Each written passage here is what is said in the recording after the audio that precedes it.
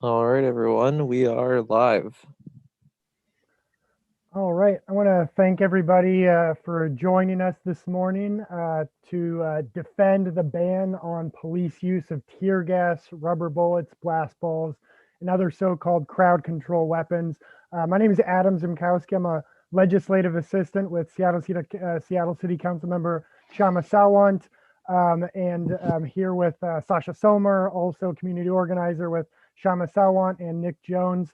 And yeah, we want to thank everybody for joining us for this really critical community prep meeting to, in just about 30 minutes, we will begin, the Seattle City Council Public Safety Committee will begin and the public will get a chance to weigh in on what is clearly Seattle City Council members' efforts to gut in reality, to water down, to make ineffective this critical Black Lives Matter victory, banning Seattle police use of tear gas, blast balls, flashbang grenades, other so-called crowd control weapons. Before we get into the specifics of the attacks on this legislation, how it was won, how we're going to fight to defend it, I'm going to turn it over to Nick Jones in our office. Most people watching this are hopefully already signed up for public comment, but it is not at all too late to sign up right now. So Nick is just going to take a few minutes and walk people through that really quick process, and then we'll come back and go over the legislation and how we can fight to defend it. So go ahead, Nick, and take it from here for a few minutes. All right, thank you, Adam. Give me 1 second here. All right, hopefully folks can see my screen now. So to be able to give public comment during a meeting of the Seattle City Council, what you'll need to do is get to this webpage. It's pretty easy to get to. I always just go to whatever browser you're using. In the search bar, just look up Seattle public comment. This should work for pretty much any browser. And it should be the first URL at the top. Should be the seattle.gov URL, council committees, blah, blah, public comments. Click on that. It should take you right here. And what you'll want to do is scroll down, and there's this form. Public comment started at 7:30 this morning, but it's still absolutely worth signing up. Letting council know that we're packing city council virtually for everyday people in our movement to have its voice heard. So when you're filling it out, you'll want to ensure you use an accessible email address at this part, because this is where they will send you the link to be able to actually join the Zoom call that's going to be going on at 9:30. And you'll also want to use an accurate phone number, because this will be how they will identify you in like the stack on the Zoom call to call on you, is my understanding. So it's really crucial you fill both these out accurately. And then just click this, whatever you want to address. You can really put anything you want in here. I like to make it real indicative of what really want to fight on. So, something like defend the ban on chemical weapons or crowd control weapons, whatever you want. And then just hit submit, and you should be able to get right on public comment. And hopefully folks can take a moment to just do that right now. Really get as many people as possible on the speakers list for this meeting. It's super crucial that if we want to defend the ban on crowd control weapons, if we want to do things like win real victories for renters, then we need everyone's voice involved in these struggles. So definitely take a moment to sign up. There should be a link being posted in the chat with the public comment you will have access to. And so that's really it. And I hope to hear you all speak in the meeting. Thank you. All right. Well, thank you so much, Nick, for walking us through that public comment sign up process.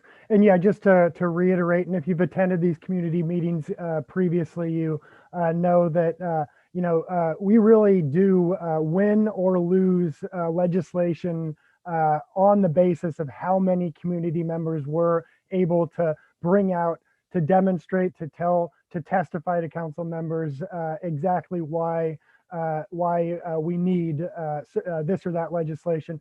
And this ban on Seattle police use of tear gas, blast balls, other militarized crowd control weapons. This legislation in particular was won on the strength of ordinary people coming out literally by the hundreds to describe to Seattle City Council members what exactly was happening in the streets this summer during the George Floyd protests, and then of course, so many years previous to that.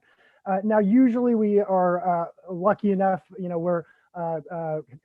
work for Councilmember Kshama Sawant, who's socialist on the city council member. Usually we're lucky enough to have Kshama herself here to describe the update on the political context, what exactly people can expect council members to argue this or that way. In this particular morning, just because of how late the legislation itself was distributed, it was just a couple of days ago when we got it, and because of the complexity of how we're going to fight against it in City Hall, at the council, the committee table. Unfortunately, Kshama and other staff working on the policy itself are not able to join us this morning. But that, of course, makes it all the more important that we ourselves as community, who just in about 22 minutes are going to be telling city council members, pressuring city council members in reality, why they should not gut this ban, why they should leave it exactly as it is, and then fight to enforce it. We're going to be going into detail, and it's all the more important. In order to, we don't have time to go into a lot of the complexity, but we did put together, a couple of weeks ago, an FAQ, which does aim to kind of address some of the ways that city council members are trying to make what is in fact a very simple issue. The fact that Seattle police do not have the right to, by the thousands, day after day, wreak tear gas, blast balls, etc., on peaceful protesters. They're trying to make something as simple as that obvious fact, which is the spirit and the reason why we were able to win this legislation. And they're trying to make it something that's incredibly complex and saying that, oh yes, we want this too, but in order for it to be enforced, we have to essentially water it down to the point where it's no longer doing what we in reality need it to do, which is prevent the Seattle police from using these horrific weapons against peaceful protesters. And we should remember, these are weapons which, some of which are not even permitted by the Geneva Convention in war situations. It's that obvious, the harmful impact that they have on community members. So first, Nick will put the FAQ in the live stream chats, and please, click on that if you want to, kind of go into some of the details about the ways that council members are trying to obscure things. But it's important for us as a movement to take a step back, before we go into all the ways that the council members are trying to gut the legislation. Let's talk about what exactly it does. I mean, the value of this legislation is in large part that it not only, bans, tear gas, blast balls, rubber bullets, flashbang grenades, and this is first in the nation legislation. It not only bans those, but it actually instills a consequence, a penalty, if the Seattle police ignore that, as we've seen time and time again. If they ignore these laws, if they break the law, then there's a consequence. And the way that the legislation as it is right now establishes that is that it makes it so people have the right to sue the city and win $10,000 or more, depending on the impact of the use of these these so-called crowd control weapons. It gives a real consequence. So that's what we fought for. That's what we, by the hundreds, were able to win on the strength of our movement. And that's, we know why the establishment is right now trying to water it down, trying to gut it, because in reality, They don't want a law that actually Seattle police, if they break, has consequences for. So when we talk about, what the ban is and what it does, how it has teeth, how it actually could be something that would have consequences if the Seattle police broke. We also have to talk about how we won it. The only way we were able to win that kind of legislation was because we had the strength of the movement. And of course, I'm sure people watching here, many, if not all, were part of the Justice for George Floyd movement, which we know was, not just here in Seattle, but all across the country. The biggest protest movement in reality in United States history. Over the course of weeks, millions of people actually coming out on the streets. Here in Seattle, of course, by the tens of thousands. And we saw just the brutal way in which the Seattle police responded to these peaceful protests, as we've talked about day after day for weeks, literally using these tear gas and flashbang grenades and all these pepper spray, these militarized crowd control weapons. In that context, our council office, together with the movement, Shama Sawant, put legislation that said these should be banned. Many of them are not fit for use, according to the Geneva Convention, for war, and they shouldn't be fit for use here in Seattle. And of course, probably many people watching here, we had 150, 200 people sign up, just as many of you have, hopefully all of you have, this morning, signing up and telling city council in extremely forceful terms why they expect council members to pass this. They expect them to pass it without loopholes. They expect it to have teeth, and that they're willing to make these council members pay a political price if they don't do what's right for community, for working people, and in this clear context, for the Black Lives Matter movement. So this was won as a result of this struggle. And we really saw, during those discussions, effort, over and over again, council members trying to insert these loopholes. But again, because of the clarity, because of the strength of the movement, they weren't able to do that at this time. So then, of course, it brings us to the question, they passed this law in the summer. Why right now are they trying to gut it? I've mentioned the FAQ, which Nick has shared in the live streams. Obviously, city council members are not going to say we are trying to gut this because we have every expectation the Seattle police will violate this law, because that's what they've done time and time again. And we don't want the city to be on the hook for damages. We want them to be able to do this without consequence. They cannot obviously say that. So what they're saying is that this law right now is unenforceable because it's tied up in the courts. And in order for it to be enforceable, we have to make these changes, which will still keep the law, but make it so we can actually implement it. Now, again, this FAQ will go into some detail about how this is just a total red herring and a bait and switch.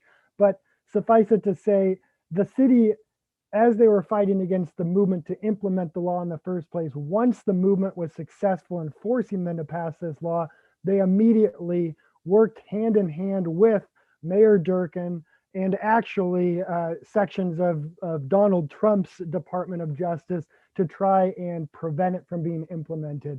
In other words, the city council members fought against implementing their own law, and this attempt to gut the law right now is basically an attempt to put this law to where they wanted it all along.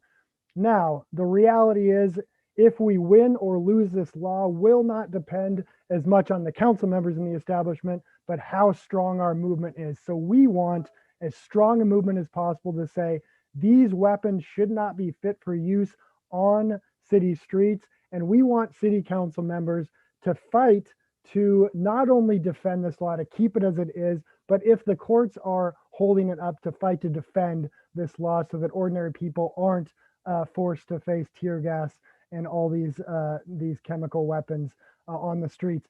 It's particularly, before we get into the specifics of the loopholes in a few minutes, it's just worth noting that this attack is a particularly egregious coming right now, just a few weeks after literally a riotous right-wing mob attacks the Capitol and is coddled by law enforcement officers. And then we compare this with the vicious brutality that we saw over the summer on peaceful protesters. We've got reports that as many as 5 Seattle police officers participated in some form or went to DC to participate potentially in some form in this riot.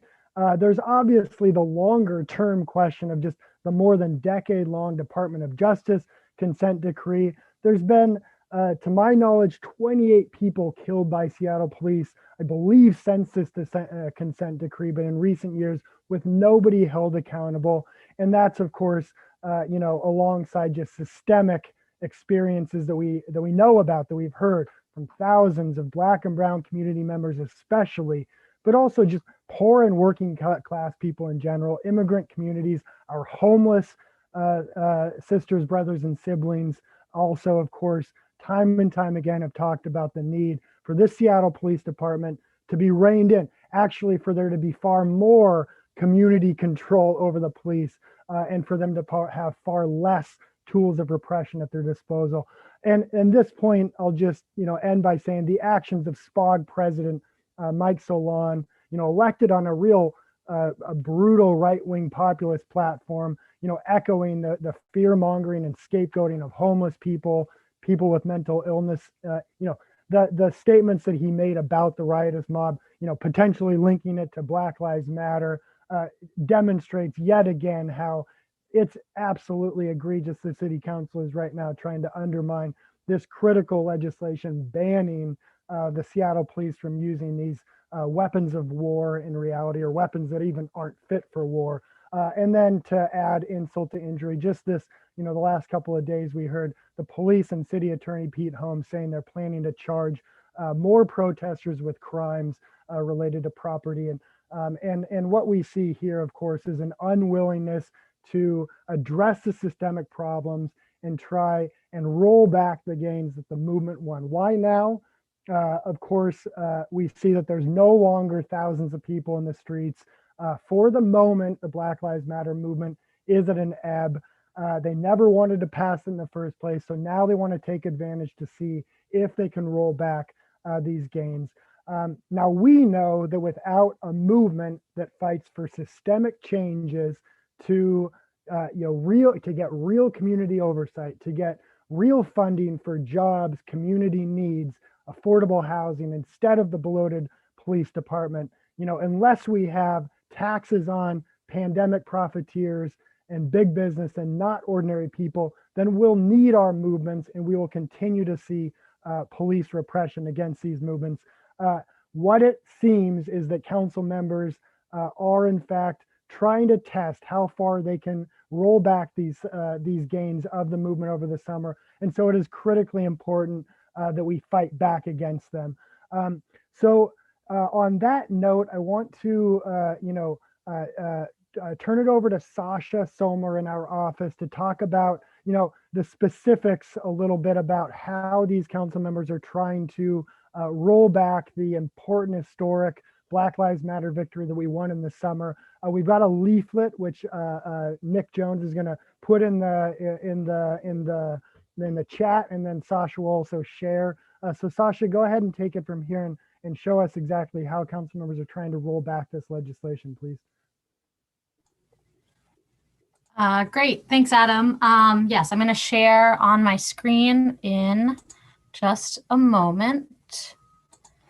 So this is a basic visualization of what the other council members are proposing to do right now. As you can see, the original crowd control weapons ban that we won over the summer banned the use of all of these different types of weapons. And the loopholes are that the city council is proposing is undoing all of that. There is so far, the amendments have come in about these two, the rubber bullets, wood, bean bags, pepper sprays, mace, and flashbang grenades. And we have heard that it's possible they will also be bringing forward loopholes allowing tear gas, which, as Adam said, is banned in war. I mean, all of these are, really horrific, but that's why the question marks are there. And so the loopholes are also, there's two different ways in which they will allow these weapons to be used. Basically giving the police the authority to decide whether or not they are allowed to use these weapons against us, right? So the first loophole says that you would not be able to sue in the case of having, tear gas used against you if you were at something that the police deems was not a nonviolent demonstration. And of course, we've seen that the police will conveniently define movements to be nonviolent, whenever they want to clear the streets. So this gives it takes away all the teeth of this legislation. And similarly, the criminal offense loophole does basically the same thing, except this loophole says a person who has committed a criminal offense at or immediate prior to the use of less lethal force may not recover damages. And again, we've seen police charge peaceful protesters with criminal offense to justify brutality. Everything from, resisting arrest when you haven't done anything to parading without a permit, failure to disperse, etc. So again, it puts all the power back in the police's hands to make that decision for themselves. And of course, they will, say that it was legitimate in every case. And it also, our movement's ban that we won, through the movement, created the right to sue for $10,000 or more. That was the way in which we could really hold the police accountable, was through this ability to sue. And so these loopholes take away that right in that situation, which basically means there's no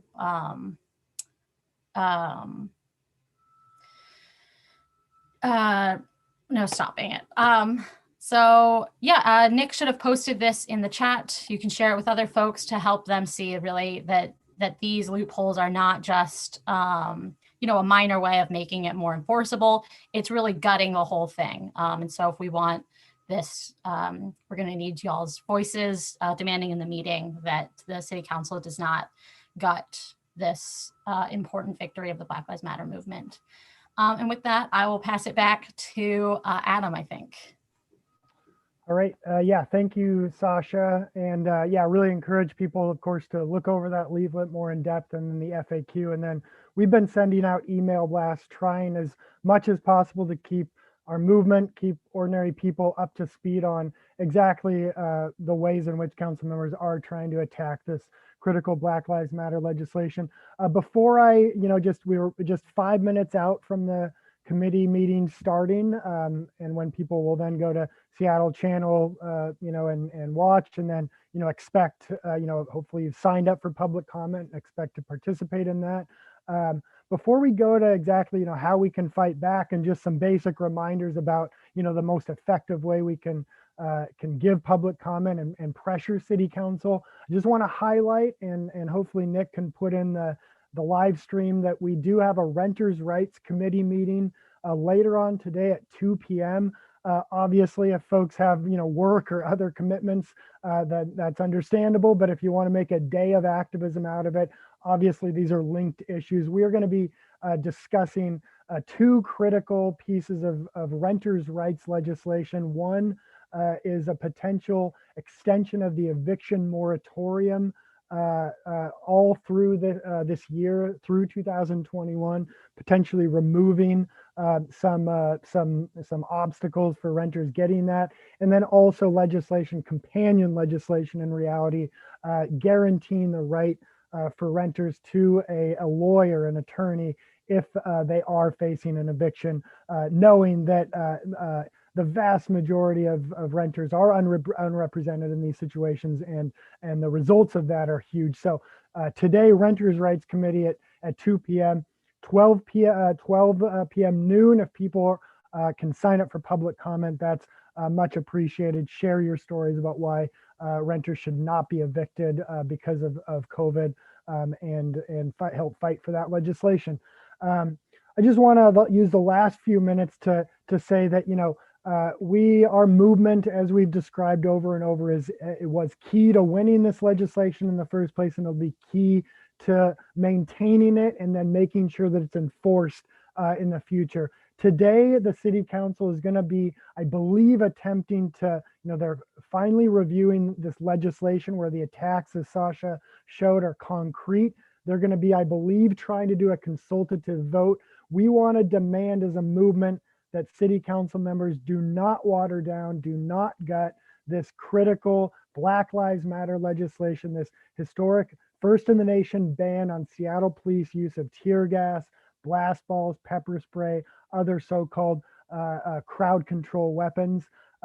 Obviously, it's important to note that there's support from so many activists, but also from folks in the houseless community, like Real Change in Nicholsville have signed on, some folks in the faith community, but it really is going to rely on the individual activists that came out by the hundreds, folks who were organized by the hundreds in the solidarity budget. And we're really hoping to get, folks from King County Equity Now, from Decriminalize Seattle on board with fighting to defend this critical legislation. And obviously it is about more than just defending this ban, as we've talked about. It's about fighting to make the council members actually follow through on their promise to defund the Seattle police by 50% and put, council member Sawant brought forward legislation. Today, we could be putting $170 million more into Black and brown communities, jobs, affordable housing programs, instead of 370 plus million to the police. We need to build a movement that fights to actually have council members make good on those promises. Of course, we need more accountability. We want to fight for an elected community oversight board. And then obviously the question of who pays for this COVID crisis. Unfortunately, during the last budget, we saw the city council members refuse to tax Amazon and pandemic profiteers even a little bit more. And instead they cut $180 million from programs and departments that working people, communities of color especially, rely on. This fight to defend the chemical weapons ban, the ban on tear gas, blast balls, and police use of them, and to maintain it as an effective piece of legislation is also something that can help us build off that, build momentum. By contrast, if council members are able to water this down, to gut it, then we can expect them to come and look for more. So again, I want to thank you on behalf of Councilmember Sawant, our office, and of course, all the activists and organizations who participated in the organizing meeting last week. Thank you so much for joining us. It's 9:30 right now. Let's go. Let's remind the council members, introduce yourself, what community you're from, organizations. Thank Councilmember Sawant and the movement for bringing this forward and for fighting for it. And let's go ahead and defend this critical Black Lives Matter legislation banning Seattle police use of tear gas, blast balls, chemical weapons, other militarized crowd control weapons. So thank you, and let's be in struggle. Bye-bye. And go to Seattle channel to watch and to participate.